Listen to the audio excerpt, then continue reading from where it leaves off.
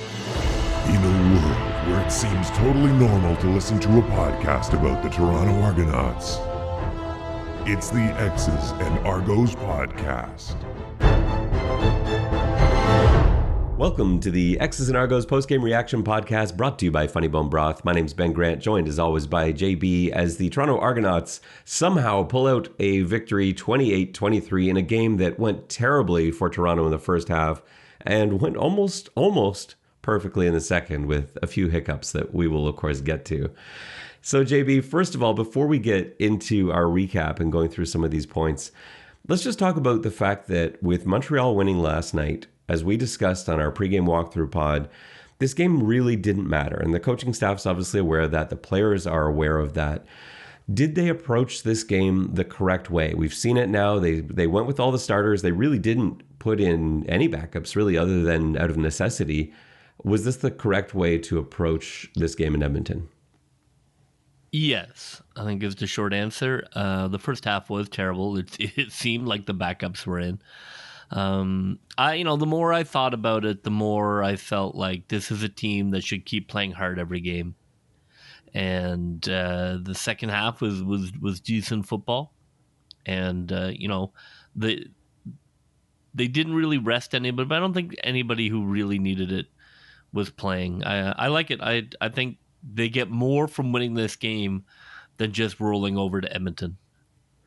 There was a vanilla element to it, and a few of the guys post-game in the press conferences talked about this. So first of all, defensively, they came in with a very vanilla plan in the first half, and then they sort of threw that out the window when they needed to make plays in the second and get back into it. But it was not a lot going on in that first half. And then Coach Dinwiddie also talked about how he felt that guys maybe just psychologically weren't entirely there and that they might have been thinking about Montreal a little bit and the games coming up down the road because they also are aware that the game really didn't mean anything in the standings. So I just thought that was kind of interesting. It's a really tough position to be in as a coach. I liked Coach Mace's philosophy defensively. Let's not show anything. And they tried to. And the defense played okay in that first half. They weren't great, but they weren't terrible. They let up 16 points. A really nice second half, but they had to turn it on and they had to show some things they hadn't shown before for the sake of getting that win. Too much, or you think the win is more important than showing? I do think the win is more important. I think the win is good. I do subscribe to the idea of trying not to show too much, but I'm not fundamentalist about it. At the end of the day, football is football, and there's only so many things you can do. So, like if you run a certain route or you run a certain, defense, that's just more in the mix. I don't think that's going to make a difference when, where like maybe you're sitting on a trick play or maybe you're sitting on, a really unusual formation. That's more than say the fact that, okay, you ran, cover 4. I think that's fine. I think if it were me, I probably would have rested guys this game. I think that's just how I would have approached it. But having said that, just seeing what the mood was like in the post-game press conferences, with action spilling out from the locker rooms, the guys were in good moods. There was a really nice sort of team feeling. I really feel this team, because you talked about before when you didn't pick them. Really, this is not a team that has been good on the road, and not a team that's been good on the road at West.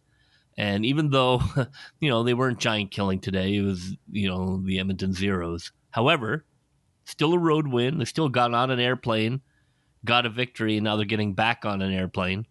That's not very normal for them. So I think getting a road win, getting a Western win, those are both very valuable, heading into the playoffs. Yeah, I think there is something to that. And I don't know if it's enough to change my mind philosophically there, but I certainly feel like the team benefited from this win tonight. And then that flight home, you're right. Like that flight home is it's so painful. Even for me, the flight home from BC in Calgary was like worst thing ever. Right. So you can imagine what it's like for them. How can it not be kind of like triggering to like, oh God, we're getting on a plane. We never win when we get on planes. Yeah, and so I know it sounds foolish, but I do think that stuff can resonate. And also, it was hilarious to see Edmonton lose again.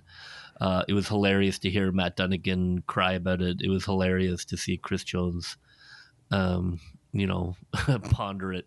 All of those things were really enjoyable. I don't understand the Matt Dunnigan thing. I know what you're saying. He was calling the game today it just felt like maybe he's just trying to keep Edmonton fans into it, but it did. He's a Toronto. He's an Argonaut hero, and I would expect him to call a pro Argos game, but that sometimes happens. Like Glenn Suter, for example, often gets criticized for being too tough on the Rough Riders, being a former Rough Rider. Maybe that's it, but yeah, it did feel like it kind of felt like he wanted Edmonton to pull it out. Kind of. Like he was weeping into his microphone when the game ended. He was like, I'm not going to go that far. He was yelling. He was like, "Oh, what can Brown do for you?" When there were big runs. I'm like, what is this? Is this like a preseason game where I'm listening to the radio guys do a TV broadcast? It was outrageous how tilted it was, and I mean, just it was bad. I'm just gonna put that out there. It was not a professional broadcast, in my opinion, because I'm like, what? I understand. Look, Edmonton's terrible, and they haven't won at home. And so they're kind of the Charlie Brown, and you're cheering for the Charlie Brown, but it was getting a little rich about, oh, that was a terrible completion by McLeod, that wasn't a very good throw, and then jumping up and down when Edmonton would make a play. I think, like you said, I think it's cheering for an underdog. Toronto didn't need the win; it didn't really matter to them. I think they, having everyone's been on a team like Edmonton at some point in their lives or in their careers. You've had that team, and you know how good it would feel for them and for their home fans to see a win. But I think that's what was coming off, and it just it was a little bit odd. All right, let's get into the game itself. A place they have not won since 2013, which is also quite something. So that is all changed now. Let's get going into. Let's start off with the challenge flag, because that's something that happened early in the game. There's like 11:28 left in the first quarter. There was a play where it was a short completion for Edmonton, and Coach Dinwiddie felt like they were blocking downfield before the pass was caught. And when you look at the replay, technically he's right, but you and I both know, and we were both saying it at the time, you just can't throw a challenge flag here. And of course they lost and are now 2-11 on challenges this year. It boggles my mind, not because he's wrong. Coach Dinwiddie is usually correct when he challenges, but he's not correct in that these are calls that are not going to get overturned. Now, how can you describe to someone who is maybe not understanding what I'm saying, because I'm not putting it out very well, what's the difference between a call being correct or a call being overturned, I guess? Well, yeah, you have to be able to discern what are they going to overturn. So, for example, if a guy puts his hands on another guy, they're not going to call that defensive pass interference, because that happens the whole game.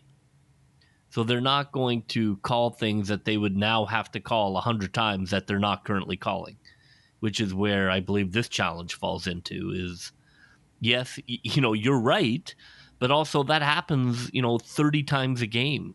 It basically, on everything other than kick return, it's not called. So they're not going to set the precedent that is now a penalty, because now they're like, hey, what about that penalty? They're just like, no, that's not a penalty. So I do think you have to look at what they like to call, but also you have to look at your timeouts as like golden coins. You just can't give them away for beans. You just can't spend it unless you are, you feel that this is a game-changing play. And it's just, to do it that early was, to me, beyond pointless. What do you possibly achieve? Even if you're right, what do you achieve? It's just risk and reward. You have got to hold on to a timeout and a challenge, and I would argue, other than a touchdown, you should not challenge a play in the first half. In my Yeah, opinion. it's got to be big. And just to go over like what you were saying, it's what the call on the field is that matters, because on that same play, had they thrown a flag on that play and had Coach Jones challenged from the other side, they wouldn't have overturned that either. It's just one of those plays where that play's not going to get overturned no matter whatever the call is on the field. It's too ticky-tack to overturn. It's going to stick either way. Whichever side it was called on, that's what it's going to end up being. And a lot of coaches just seem not to get that. Some coaches are excellent with challenges and they seem to be right every time. And it's not that they understand what they're looking at better. They understand the psychology of the officiating maybe a little bit better. And maybe they can separate themselves emotionally a little bit better from what's happening. Because it's easy when it's your team and you see a play, it's really easy for you to see it one way. And, we see that with fans all the time. And you and I have gone through that too. And then, you maybe look at it a little while later, maybe a couple hours after the game, and you're like, yeah, I probably shouldn't have thrown that flag. Well, whoever's whispering in his ear, probably they should change that person. Well, that's Coach Costanza. So let me go through that process, because I did ask him about that after the game. There were a lot of questions that I had on Twitter about how does this process work? How does the challenge system work for Coach Dinwiddie? So what he says is he doesn't always get to see a replay before he has to throw a challenge. So he's got Coach Costanza in his ear, and he will guide Coach Dinwiddie when there needs to be a challenge flag thrown. But in this particular case, he saw the replay on the screen himself. And so just seeing it with his own eyes, he's like, well, that's clearly a penalty. And so he threw the flag, and Coach Costanza was in agreement on that as well. Well, and they're not wrong. It is a penalty, but it is also a penalty that is never called. Right.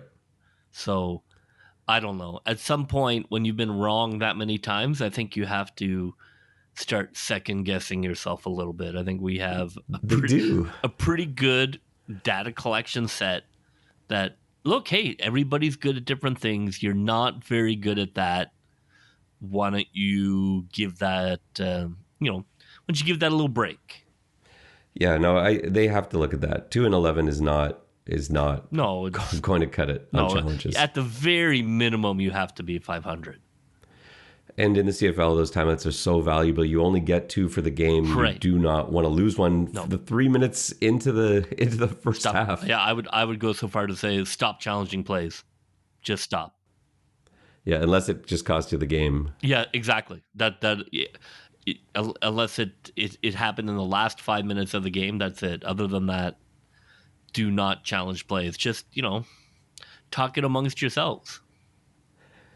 There was some cool stuff that was going on defensively today. Even when they were running that vanilla defense in the first half that we sort of talked about, I thought the personnel changes were kind of cool. So you sort of had like a first down defense and then a second and short defense, a second and long defense. And this happens in football all the time, but it was very different from what we've seen from the Argos in the past. And it starts with what we saw last week with Chris Edwards going out to play corner. I thought that was maybe an adjustment to something BC was doing, but the fact that they're sticking with it this week means to me something else. And I did ask Coach Dinwiddie about that after the game. What is the plan, just to get your best 6 DBs on the field? And wherever you can slot them in, because that's what it looks like to me. When I look at who's starting, I don't know if they're all in the best spots necessarily for them, but I do think they've got the 6 best guys on the field. They found a way to do that.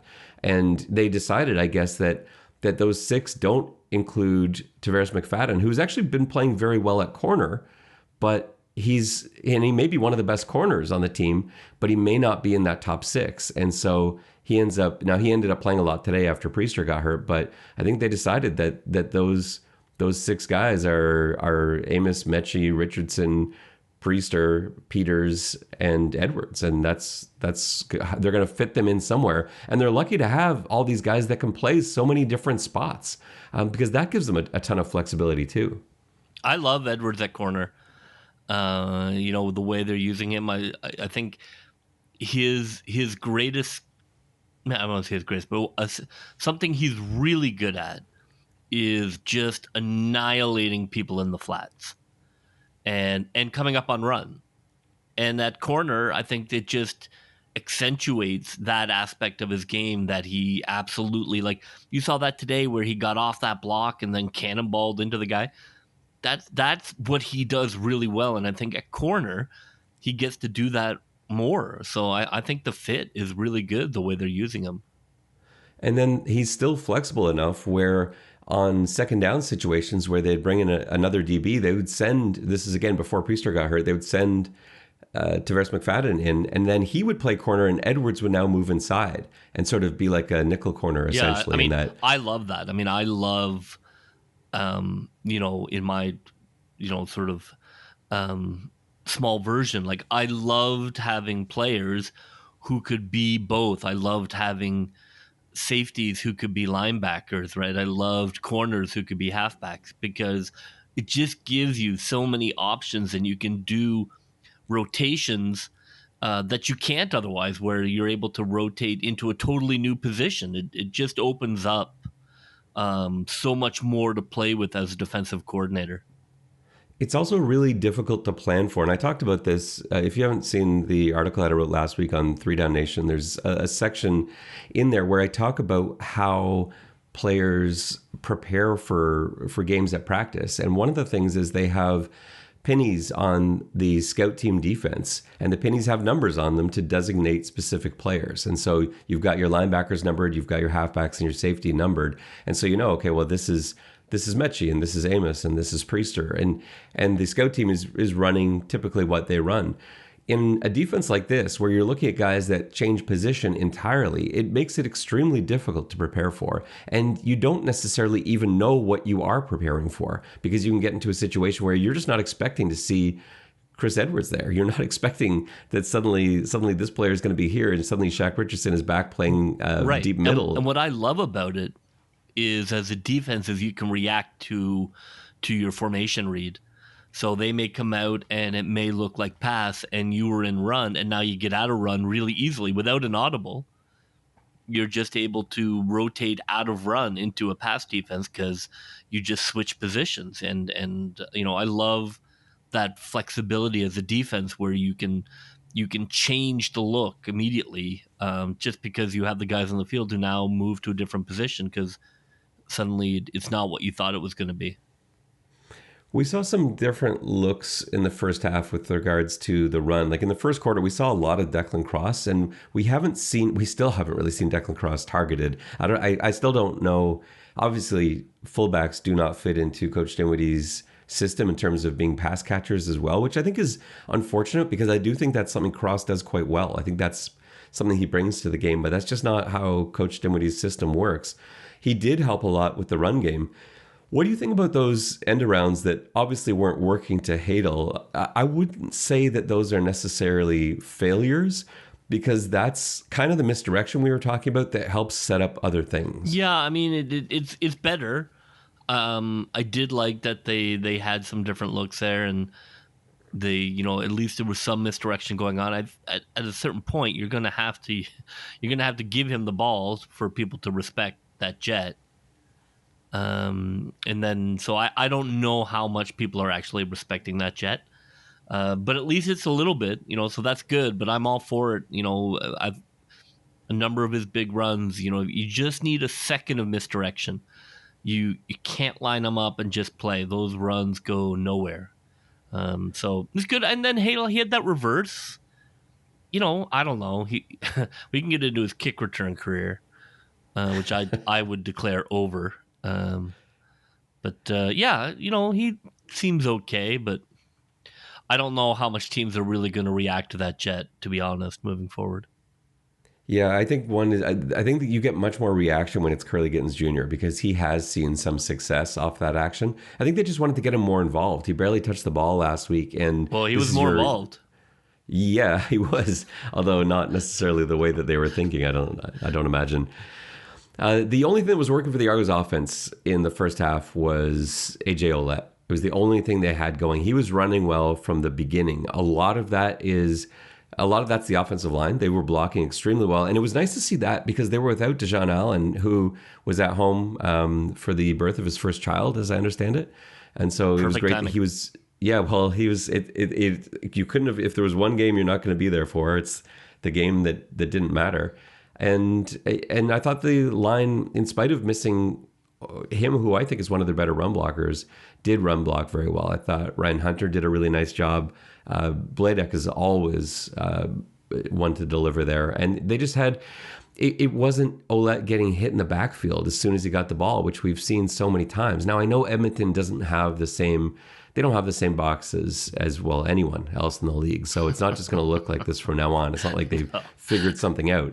But sometimes it takes a game like this against inferior opposition to create something. Yeah, look, maybe he was inspired by my nicknaming him Juggernaut. Who knows what created it? But I think it's probably the general garbageness of the Edmonton team. But hey, I'll take it. It may be. And Coach Dinwiddie was asked about that too. One of the first questions asked of him was, if you play like this, can you beat Montreal? And he said no.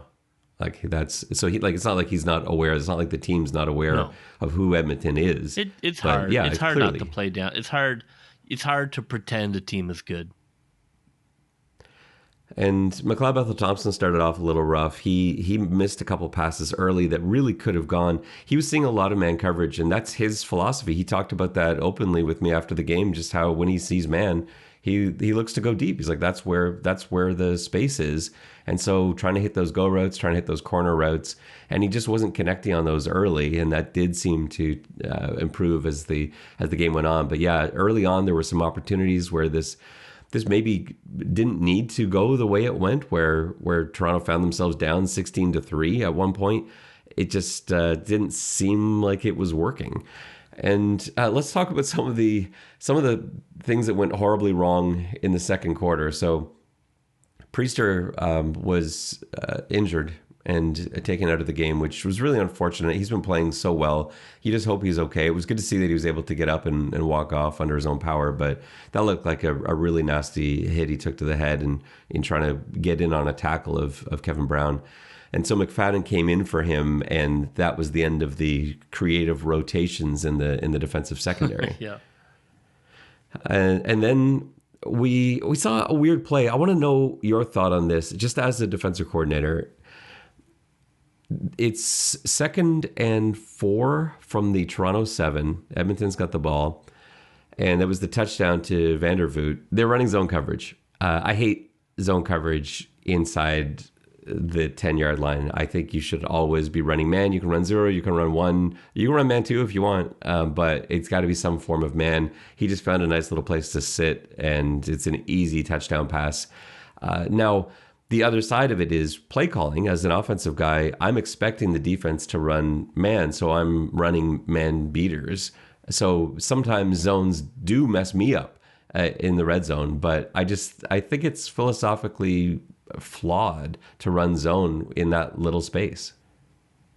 Yeah, I prefer man every time. I know you have man beaters and rub plays, and for sure, sometimes it's really nice to catch a team running a rub and they run right into your zone. That happens, but I just feel more often than not teams are running flood concepts and there's just a dude standing with 15 feet around him and no defensive player. So I feel like I see that way more than man routes running into a trap. Let's talk about the worst kickoff return in Toronto Argonauts history. I nearly turned my television off. That was like the I don't know whether you want to call it the nadir or the apex of that first half, but along with all of the terrible football, they pulled that. That was almost the end of my my evening's viewing. They were obviously trying to ignite something in the kick return game. They've had no success returning kicks, returning punts. This is something that we've been talking about endlessly for the last 4 years. And they were trying to do something. And what they did was flawed in a few ways. So the play they're trying to run is a throwback. So basically one returner takes it up the right side, and then throws it way back across the other side of the field to the other returner, who's in theory waiting there on his own because everyone is sort of collapsed in their downfield coverage, and he's on his own to the outside, and it's a big play. We've seen it work before. People who are old enough might remember the miracle against the Buffalo Bills that went for a touchdown. Same play, same idea, the throw back across the field. But this had so many things wrong with it. So, number one, Javon Leake, who was supposed to be the recipient of Jeremiah Hadel's throw, was in front of Hadel. So Hadel, and it wasn't just like a yard in front. No, He was like 10 yards in front of Hadel. Like at least 5 yards. It just wasn't, you can't throw that pass from the beginning. No. And then he overthrew the pass by about 10 yards. It goes over Leake's head, and the ball is now on the ground. It's a live ball. Edmonton recovers.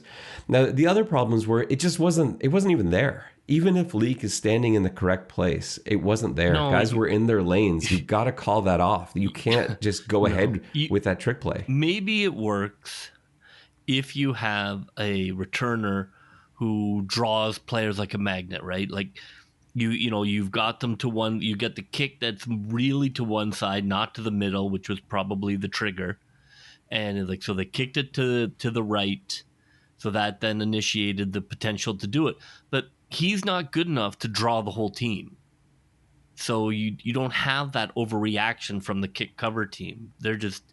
He's just a guy. They don't need to cover it specially. So when he throws it, he's just throwing it into the lane coverage because they weren't collapsing on him. Because he just hasn't shown that he's very good, or that the team is very good at returning kicks. So that kind of play is one that has to rely on the over pursuit of a team, and there is no reason for any team to over pursue them. I mean, if you're gonna run any trick play, I would just run like a rugby switch play, that rather than the pass play. They always say, like, when you throw a pass, 3 things can happen and 2 are terrible. So I would keep that in mind moving forward. Yeah, and the guy throwing the pass is a wide receiver to a running back. I think it comes from watching. They, like you said, it's if you watch Edmonton's film, I'm sure it was there on film because they're playing against, like, if they're going off last week where it's Janarian Grant, right, who's has been a threat, who's averaging 26 yards a sure, everybody's going to fly to him. Yeah, of course. And so they probably saw that on film. They're like, hey, look, these guys are collapsing really hard. But yeah, they're not going to do that when you are not returning it anywhere close to that distance. I mean, so at least it shows that they also acknowledge the desperation of it all.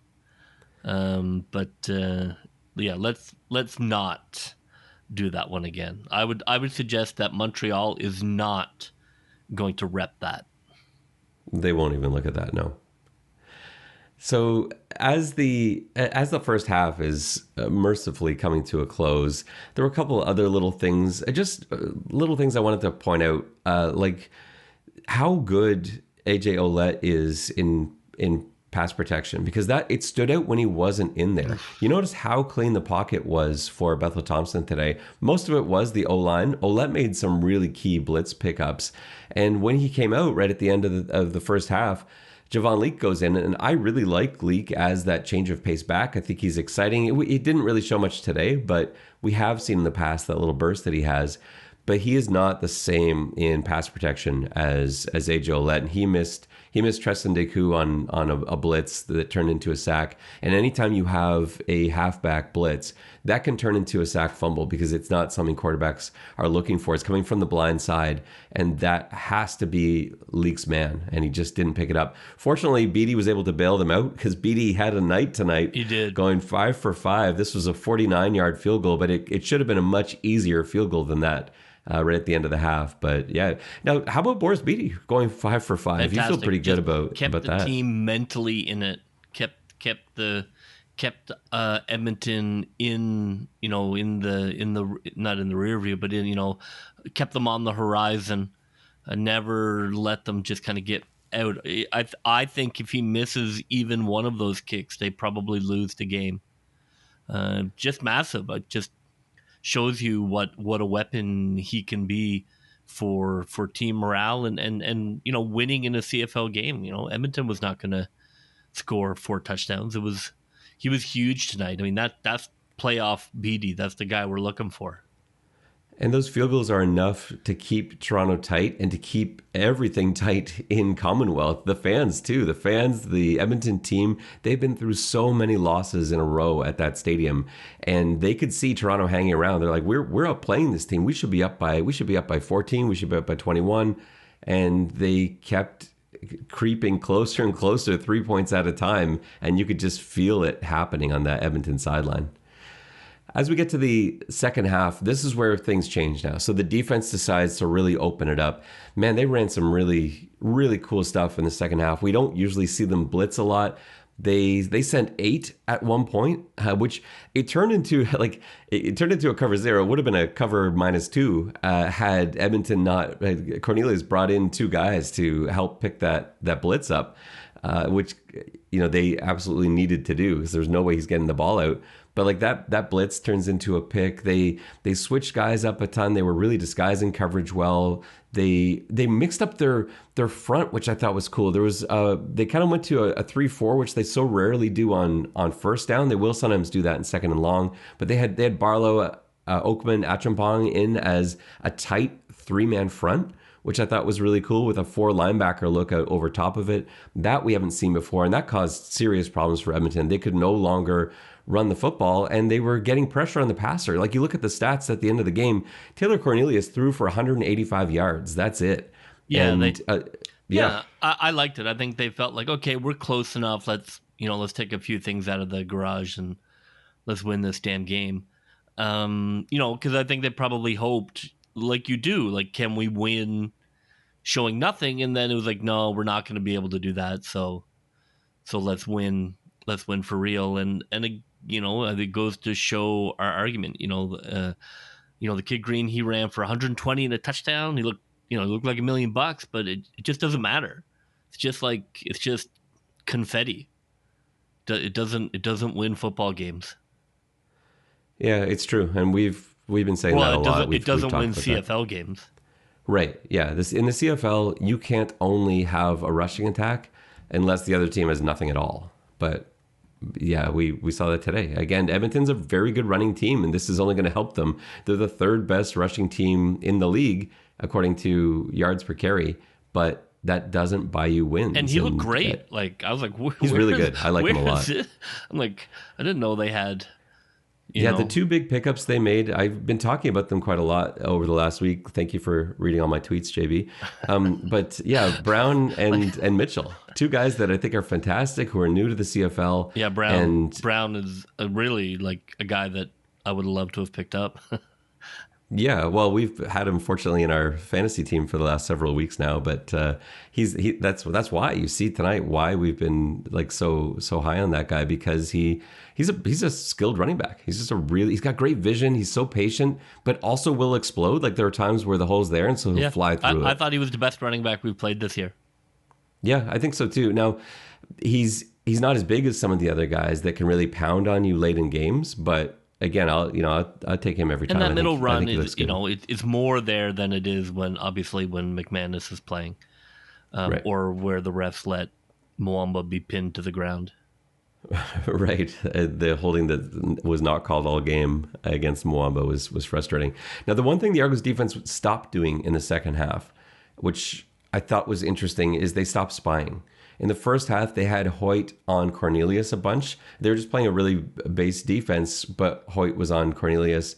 And in the second half, when they started doing all this creative stuff, suddenly the spy went away, and that led to a few long Cornelius runs. But I have to think this is something that they're thinking going forward, going into the next 2 weeks. We're not worried about spying Trevor Harris. That's not a quarterback you have to have a spy on. And so maybe this is some of the stuff that they were hoping to save, that you are going to see a little bit more. Cornelius definitely looked like he wanted to be pass first tonight. They even talked about it on the broadcast that he seemed to pass up some runs. And I think that was probably the feeling they had is, look, sometimes quarterbacks are looking to run. And he definitely was not looking to run. He did run, but he was not looking to run. And if they're not looking to run, yeah, you probably don't need to sacrifice that spy anymore. I think that's a good adjustment to him. And then he did break that huge run in the second half, and then made that terrible, high school mistake of trying to cut back into the field to score the touchdown. Yeah, let's talk about that run. So he takes a heavy hit from Enoch Mwamba. I want to highlight Mwamba on that play. I watched him from the beginning of the play just because I happened to be watching the backers at the snap. And as soon as Cornelius broke the pocket, everybody else is sort of running right at the sideline. Mwamba wasn't. He saw where Cornelius was going. He saw the deployment of personnel that they had going after him. And he made a call there, basically realizing that if I'm the guy that's going to tackle Cornelius, it's going to be at the 3-yard line. And so instead of sprinting to the sideline, he looped all the way back. He came all the way back to the end zone and then came up to greet him, inside the 10. And he just crushed him because, like you said, Cornelius tried to take it back in instead of running out of bounds. I mean, I have, with a hitting pad, tried to teach 15-year-olds what it feels like when you cut back in and a bus hits you, because that's what happens when you cut back in. So once you start heading out of bounds, just keep going. Don't look back, because only bad things await you. And then, now let me get into my rant here while I'm wired up. So Cornelius gets, clearly concussed on the hit. It was a massive hit. You don't have. What do you mean by clearly concussed? Define that. Well, you don't have to take a hit to the head to get concussed. You just have to take a hit that has a violent force, and that was a violent force hit. And you could see that his head and neck moved with the contact. They don't have to be a point of contact, so you automatically have to suspect a concussion. I know that doesn't really fit with football, but it does fit with the medical world. And to their credit, they pulled him because he clearly was woozy after the touchdown, right? He handed the touchdown off, and you could see that he was not all there. And so when you have those signs are more valuable than symptoms, because symptoms are reported and players don't report. But signs are things players do, like acting slow or touching their head. And those signs were there. So he gets pulled and then is talking to a doctor, I assume. I assume not just a physical trainer. But then they determine that he is not concussed. And that's when I went bananas, because you cannot determine someone is not concussed. That doesn't exist. There is not a test. There is not a blood test. There's not a neurological test. There's not a finger test with a flashlight. You cannot confirm someone has a concussion. You can't even if you had a CAT scan on the sideline or an MRI machine, you cannot tell when somebody has a concussion. You can only react to the symptoms. So if he got hit hard enough to have a suspected concussion, hard enough to be pulled for that suspected concussion, then he has to be done for the night. That is what all the medical information states, that if you suspect it, that's it. Because you can't prove he doesn't. You have to just sit him for 24 hours and then see if any symptoms arise. And it just is bonkers that they are going with, well, I checked him and he knew his name and he knew how many fingers I was holding. And like this sort of like 1985, what day is it? What team are you playing on? Neurological test. Do you have a headache? No. Okay, go get him. Clearly their quarterback came in, Ford, threw a pick, and then they's like, this guy's going in. I don't want to hear about tests. And then Cornelius goes back in. It was outrageous. It's outrageous that the league allows it. It's outrageous that the Elks allowed it. It's outrageous that the TSN announcers were like, oh, good thing he's back. I mean, we're still living in the 1980s here. What are we doing? He has to be pulled for the game when he gets pulled. So the issue is with things like that, if he gets to the sideline, and I agree with you for the record, but just playing devil's advocate, say he gets to the sideline and says, yeah, I was really winded on that play, or that really hurt my shoulder. He hit my shoulder really hard. Like, no, what are you talking about? My head didn't really get hit. Because you just do what they do in the NFL is you look at the film, You look at the replay, and as the doctor, you say, no, that is a violent impact hit. I'm going to rule suspected concussion. You're pulled from the game. Now, Did you say like they do in the NFL? Well, they look at the film now. Now, since Tua, they have the neurologists on the sideline looking at the film on the replay. So, like, obviously we don't do that yet, but we can live in an imaginary world like the CFL does currently with like half measures and pretend measures. But the reality is, if you suspect a concussion, you have to sit out 24 hours. There is no test. If there was, somebody would be very rich. Believe me, people are working around the clock to invent a test, because whoever invents it is going to become really wealthy. But there is no test. If you pull him, he has to sit for 24 hours. You can't believe the player who says, I don't have a headache, I feel fine. That's not how this works. So that's a tough position to be in.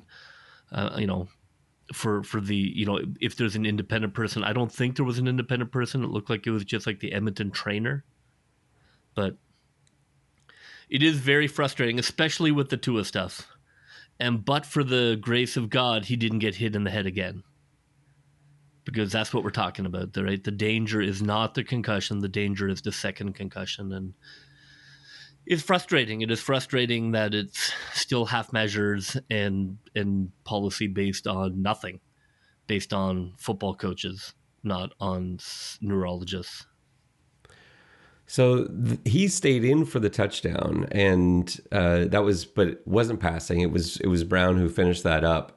Edmonton's up 23-15 at that point, and with their five Toronto field goals. He took his helmet off stage. Immediately after that touchdown and shook his head. Yeah, which is I when know. There were a ton of signs. Yeah, there were a ton of signs. Anyhow. And then Toronto has their amazingly their second worst kickoff return of the night. This time, Jeremiah Hadel seemed to fumble off of somebody's butt as he was taking it up the right sideline. The ball is free. It gets turned over again, and this was where there needed to be an intervention. At this point, the defense had to do something because they were the only unit playing well. The offense had not done a thing. The special teams unit continually was giving it over, and the defense is like, all right, we got one more play left, and Trey Ford is in at quarterback. They send heat. Richardson gets his hand on it, tips it up. Mechie picks it off. And now Toronto, they're like, okay, come on. We've set the table for you, offense. It's time to go get this done. And they pretty much do right away. DeVaris Daniels on a go route.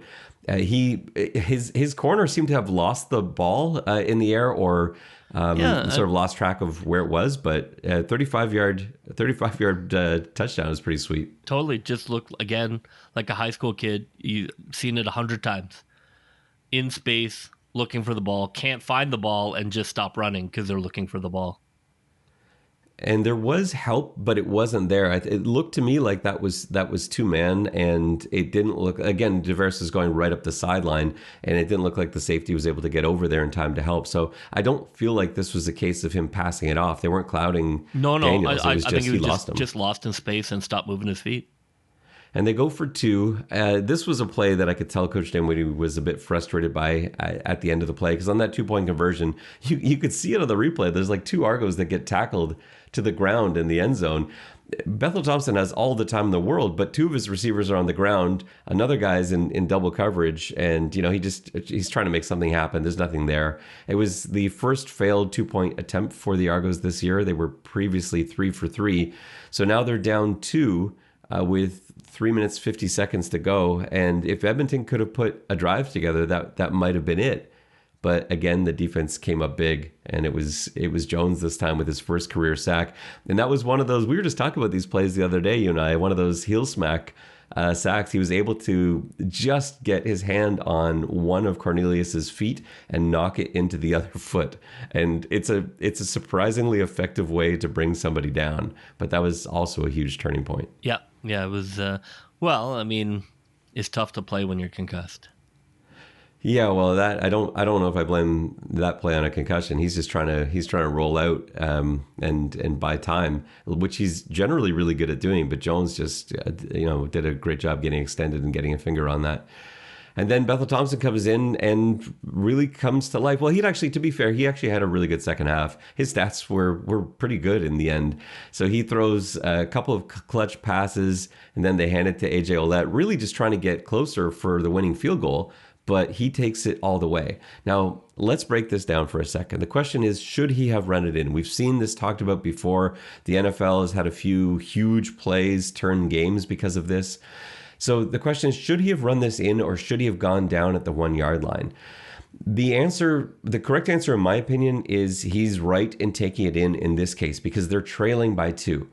If they have the lead, if they're up by 1, or as we saw with the Cleveland Browns game a few weeks ago, where they lost the game by running in the touchdown, that was to go up by 10, I think, wasn't it? So if you're leading, yeah, you go down. You go down at the 1 yard line and you take off time. That's all that matters. But when you're trailing, it's too much to risk. Even from whatever 15-yard line is not guaranteed. You get a bad snap. Somebody goes offside. Sometimes short field goals screw up kickers, and it's kind of weird. I mean, it's not a guarantee. I agree, 100%. I mean, I don't agree with Edmonton allowing him to score, but I think you have to score there. Yeah, no, I don't think there's a choice. And I asked AJ after the game about that play, and what I loved is that he'd actually thought about that preemptively. He went to coach before that series and he said, if I get a chance to, am I scoring? And the coach said, yeah, just like we did. We're down. We got to take the points. So yes, you are going to get into the end zone. But I love that he actually went and asked, like, how many running backs are going to a coach before the last series and saying, hey, coach, do you want me to score this touchdown or not? Coaches love him. Look at how he ran that ball in. He ran that ball in with 2 hands. Like that's, as a coach, you yell 2 hands on the ball 400 times a day to running backs who will never listen to you. Yeah, so coaches love him. He's a guy like that's gonna ask to coach that kind of thing, because like that's just smart football. He knows, like, all I have to do here is not fumble. I could get tackled, I could score, but I can't fumble, and that's the way he carried it.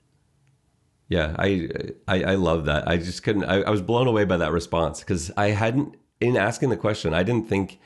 I thought he might have thought about it, but I certainly didn't think he'd asked that before the drive started. So I was super impressed by that. I thought that was great. And then there was almost a heart attack moment because there's a roughness penalty that occurred after the play. And so now suddenly the Argos are kicking off from 10 yards further back. The return is decent, but not catastrophic like some of the other ones we've seen. And then there's a huge catch to Jarrell Walker, who had a pretty big game. And then these last 2 plays with 9 seconds left, I'm sure most Argos fans, even with the game not really meaning anything, it still does. And that throw where Haggerty and Amos ran into each other, both of them had the beat on the game-winning pick, the game-sealing pick. And you could see Haggerty, his eyes got wide. He's going for it. He's in perfect position. But Amos, who's in coverage, he's also got inside leverage, and that ball's underthrown. He's coming across, and don't they run into each other full speed? Fortunately, nobody was hurt on that. But it kept the Elks alive for one more play. And I've seen that happen so many times where on that next play, they convert. It just seems like sometimes that's just Murphy's Law. And I felt like on that last play, it was going in. It was a little terrifying. I mean, I did love they brought some heat on that play, too. They didn't just go prevent.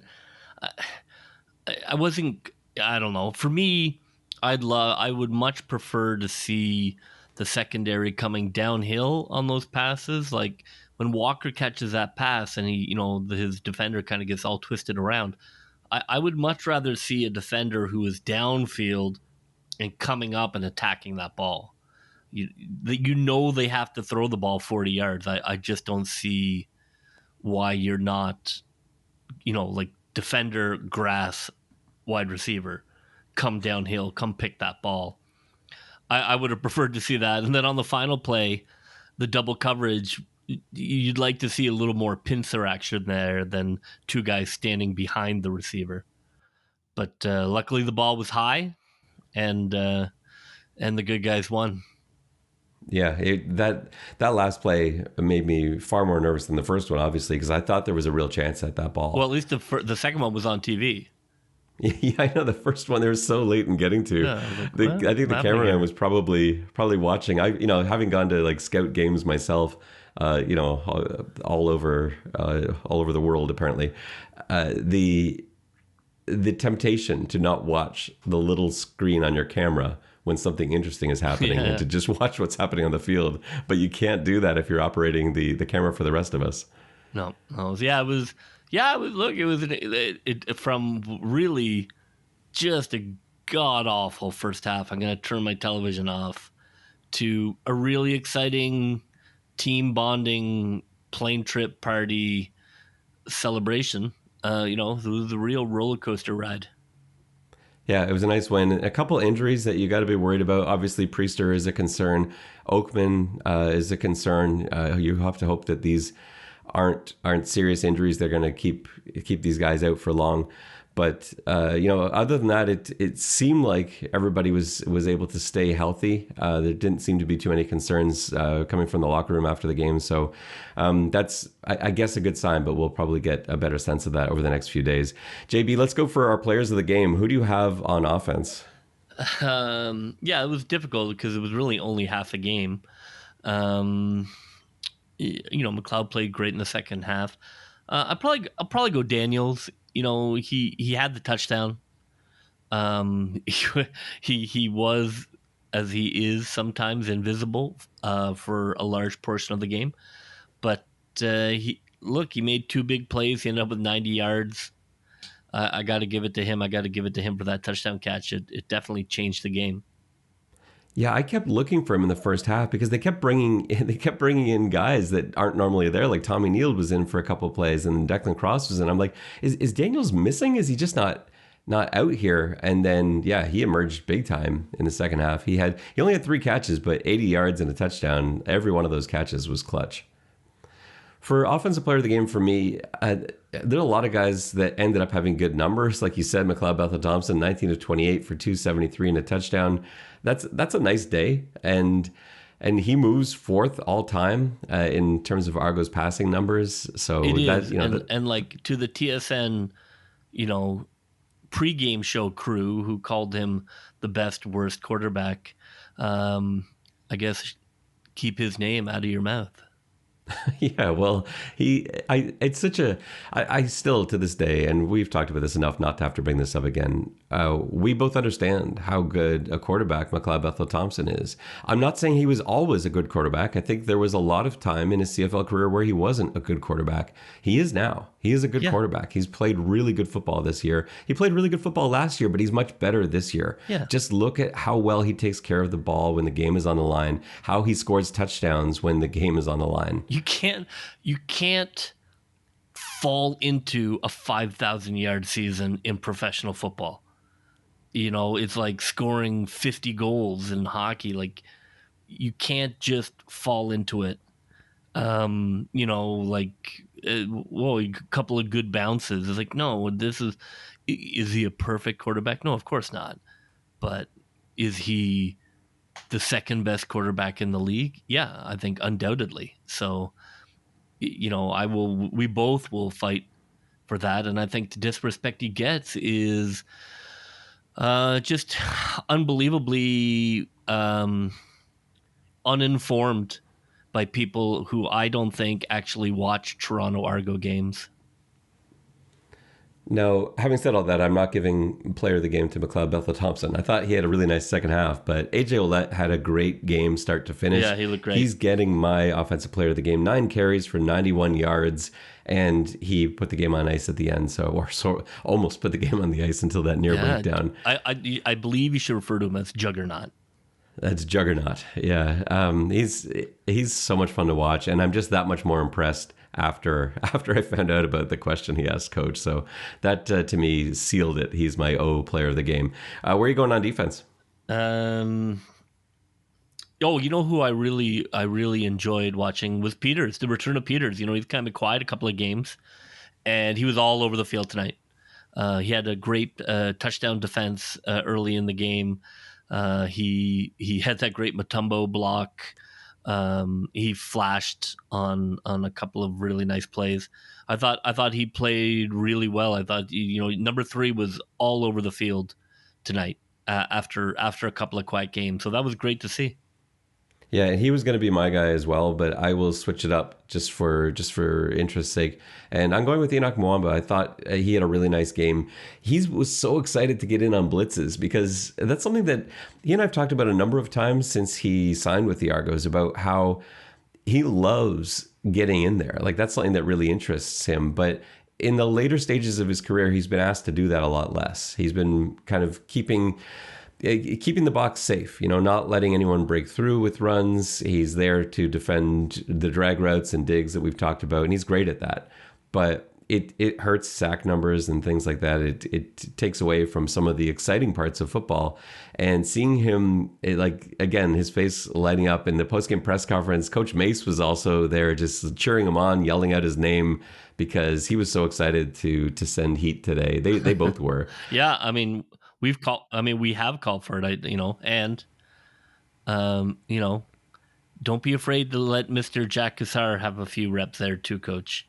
Yeah, I think it will be needed at some point. Pleasantly surprised at how good he is at blitzing.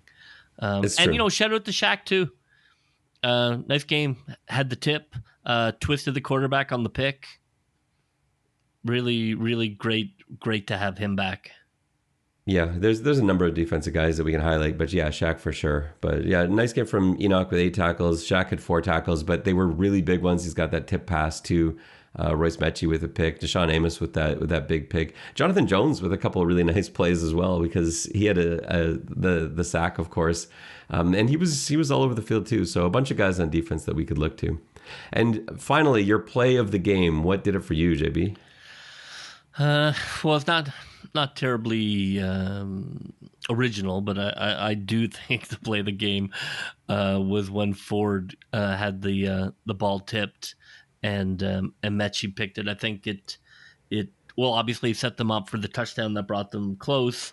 Also, I think it just gutted Edmonton. It was just one of those things when you're a team that loses and you're just waiting for that moment. So like Toronto fumbles the ball and you're like, this is it. It's going to be different. It's going to be different. Oh, it's not different.